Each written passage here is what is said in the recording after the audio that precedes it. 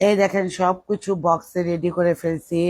এটা খাসির মাথা, তার সাথে আছে মুরগির মাংসের তরকারি, তার সাথে আছে কলিজা, তার সাথে আছে হলো খাসির মজক, তার সাথে আছে মাছের তরকারি, মাছ দিয়ে চাল কুমড়া দুন্দুল, আর তার সাথে আছে শুটকি। আমার হাতে শুটকিটা সেই হয়।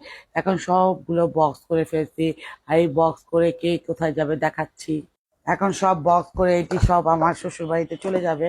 শ্বশুর বাড়ির জন্য রেডি করতেছি, কারণ শ্বশুর বাড়িতে সবসময় আমি ভালো কিছু রান্না করলে, যেদিন বেশি বেশি রান্না করি তখনই শ্বশুর বাড়িতে পাঠাই দিই। তো আজকে রান্না করতে করতে দুপুরে সব কমপ্লিট করতে পারিনি, তাই এখন এই যে বিকালে নিয়ে যাচ্ছে সব এখন আমার মায়ের জন্য, কারণ আমার মায়ের চোখ অপারেশন হয়েছে।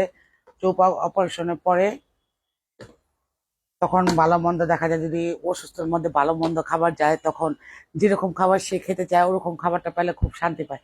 তো এই সব খাবার টাবার নিয়ে আমার শ্বশুর বাড়ি পাঠা দেবো।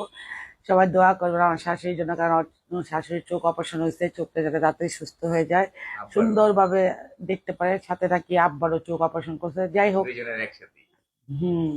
তো দেখে আসছিল এর মধ্যে, এখন আবার যাচ্ছে। তো যাবে কি খালি হাতে? হাজারো মা বাবাকে দেখতে যাবে, বড় হাতে যাবে। আর বাইরের খাবার টাবার তো অত খায় না, ঘরের থেকে যদি রান্না টান্না করে দিই তরকারিটা খেতে খুব পছন্দ করে। তো সবাই ভালো থাকবেন, দোয়া রাখবেন, ভুল ত্রুটি থাকলে ক্ষমার জায়গা থাকবেন। আল্লাহ হাফেজ।